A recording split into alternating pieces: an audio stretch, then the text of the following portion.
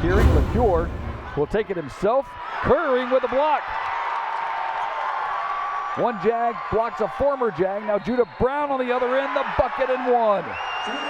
He put in an easy 2. Jones working on LeCure. Inside out to Kearing. Looking for another three-pointer, and he's got it. Marshall Kearing. You kidding me? Millender. Up and under. Smurf. With a chance now to take the lead. And Margrave for 3. There it is. Margrave by South Alabama. Tabe over Metz. Uses the glass and gets the roll. Sam Tabe. Tabe, nice entry pass to Ormiston. That's a great pass right there by. And South Alabama's Smurf Millender. 1 on 3, doesn't matter. Smurf takes it himself.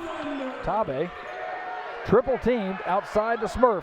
Three-pointer before the shot clock expires, and he nails it. Smurf Millender, trailing by 4. Brown, tough drive, gets it to go. Judah Brown, that is tough basketball. That is. I mean, he goes right in between 2. Millender to Jones. Inside to Kearing. Great pass, great finish. That's great vision right there. Go get the rebound. Jones along the baseline. Spin move, Turbo Jones. What great work along the baseline. Really, Jaguars. Shot clock winding down. Turbo, left hand. Turbo Jones has 17. Senior night's always emotional and special, and it's really important to me and our program that our guys play their last game in the Mitchell Center and leave here in the winner's circle, and our guys were able to do that. First half was a little bit rough. It was rocky. We came out, we didn't guard with the intensity we needed to, and then we went zone, slowed them down a little bit. Second half, I thought we came out with the right mentality. We just couldn't rebound. They're physical. They punched us on the glass a little bit. We didn't dig some of those out that you got to dig out, but found a way to win, and that's an important thing this time of year. We got to rebound better, got to do some other things better, but winning is important, especially heading into the tournament next week. The other thing I'm proud of, and like it or dislike it when I say this, it's not the standard of our program, but this is 6 straight years with a non-losing season. When we got here, it was 6 straight years, I believe, 5 or 6 straight years with a losing season. That's not the standard, trust me. But in college basketball, it's the only sport that is like this in a one-bid league. You're looked at as a disappointment or a failure if you don't go to the NCAA tournament. There's 1 out of 14 that go. And we want to be that. We want to win that next week, I mean, you look at the other sports, football, we would have been to 6 straight bowl games. That would have been looked at as like something unbelievably accomplished. We've had years where we would have went to regionals in all the other sports, which is an NCAA tournament appearance. The only way to go in college basketball is win a tournament when you're in a one-bid league like we are. And I just want to say I'm proud of my guys because we played in here opening night and we lost to Mobile. A lot of people are like, man, this is going to be one of them single-digit win seasons. You're not going to win very much. Then we lost 5 in a row in the middle of the year, and it looked like it was going downhill again. I think we were like 8-13 or something. And our kids never quit. And, as a fan, you can be proud of that. You can say it was a disappointment, whatever. It doesn't matter. In 2024, as hard as college basketball is, you look around the country. You go look at what teams' records are. Blue Bloods records, really good mid-major records, all kinds of records. You can look at them. You can take a deep dive in the NIL climate, what it's like across the country. You can find out what it is everywhere. The transfer portal, all that. There's teams out there that turned it in. Our kids never did that. They had every excuse, every reason to turn it in, and they never did. Is this a Hall of Fame season? It's certainly not. But the resolve of our kids and the care they have for this place, because they're not here for the money. Like a lot of places in the country, our guys are here because they love South Alabama. They want to play for you guys, and they want to play for our staff, and they love this place. Our guys have been here 1 year. They love this place, and so do I. So sometimes you got to be proud of certain things. Everything. Hopefully we win the whole thing next week. That's the goal. but we live in a culture where out of 14 teams, the other 13 teams that don't go to the NCAA tournament next week are going to be looked at disappointed and a failure. It's the only sport in college athletics that's like that. So I'm going to take tonight, probably some of tomorrow, and I'm going to be proud of our guys. I'm not going to think about the disappointments. I've learned to do that as I've gotten older. I'll be proud of our guys. And then we're going to regroup, and we're going to get ready to go down there. And, we played well in the Bay Center since we've been playing in there. I think we're something like 4-1 in the Bay Center since it's been there. So we're excited to get down there and play. What makes this team dangerous next week? I think the biggest thing that makes this group a dangerous team is you don't really know who it's going to be. We have different guys. Margrave had 18 the other night. He hit 6 threes. Marshall played really well tonight.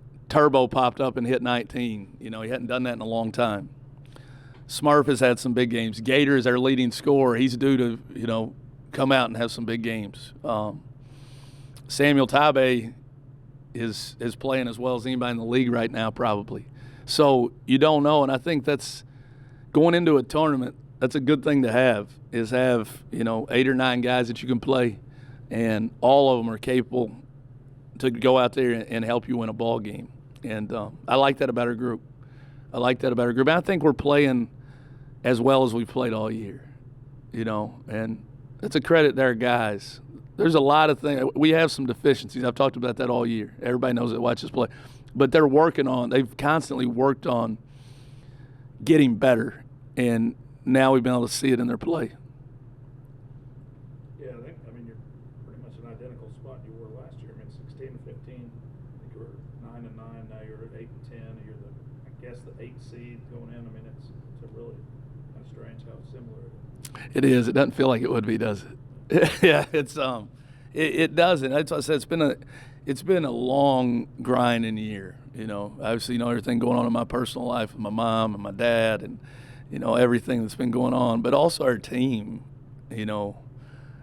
It feels like we've just been fighting all year, not amongst each other. Like, this has been probably the best team I've ever had at getting along with each other and with the staff and being coachable. But it feels like we've just been battling to try to find ways to win. Our margin of error has been really small. It is really small. And now down the stretch here, we found a way to string some things together and play much better and eliminate some of the things that was getting us beat throughout the year. So it is. We're going in. It's a real similar situation. And you got to go down there and you just got to go play, man. I thought our group last year did that. We came out and won a tough game against App, which was a really good team. And then it was kind of a gauntlet. We beat App, who was good last year. And then we beat Southern Miss, who won the regular season. And then we played JMU, who a lot of people thought was going to win it last year. We beat them. And then, obviously we know we were close in the last one. So our league, there's just so much parity. There's so many teams that can go down there, and if they put together a great few days, leave out of there on Monday night with a trophy. I had I could say a successful career. The injuries and the setbacks that I had, it was all for a reason. And my 3 or 4 years that I've been here, yeah, it's been a while. So, just learning and growing, and as I get older, just trying to, prepare myself for the next level. And tonight it was just, I had to do what I had to do, man. My teammates helped me out, but senior night is one of them nights that you can't forget as a senior. You want to come out and try to do your best as a senior, and you want to leave on a good note. So I believe I did that. So it seems like we're starting to play well at the right time. What do you guys need to do over the next couple of days to get ready for Sunday? I think we got a shot. Yeah, just staying together, staying consistent. Believing in each other. It's pretty much the memo right there. Defense tonight, you guys held them, I think, with one field goal in the last 6 minutes or something like that. Just how do you feel like you guys played defensively down the stretch, especially? I feel like we did good. We switched it up from man to zone, and it helped us out a lot. we were struggling with the man in the beginning, and we had to come together and figure out a game plan to to get those stops late, and we did that. You've seen that of a guy coming up behind you, Millender. He's been really strong last couple of weeks. What have you seen out of him? Just he learning as a freshman. He taking in everything. He make mistakes, but it happens in basketball. But again, yeah, he learning, and he learning from the older guys that's ahead of him and trying to take in everything. It was really big, not only just for because of the senior night, not just because of that, because of the seeding that we wanted going into the tournament in Pensacola. But it was massive for our seniors, especially to me, because I've been here for the past 3 years. It was very special to finish out at the Mitch the way I wanted. Yeah, you seem to inject some life every time you get in there. Talk about the exhilaration of getting in front of the crowd and doing what you do. It's a lot of energy in the building, so I got to bring that as well, and it just continues to flow. If I bring that energy, my teammates are going to have the same energy going into it. I think you led the team in three-point attempts, which probably hasn't happened a whole lot. No. They're just leaving you open, I guess, right? Yeah, they were leaving me open a lot, and I hit a few and missed a few, but going into the tournament, I think I'll still be open the way it was tonight.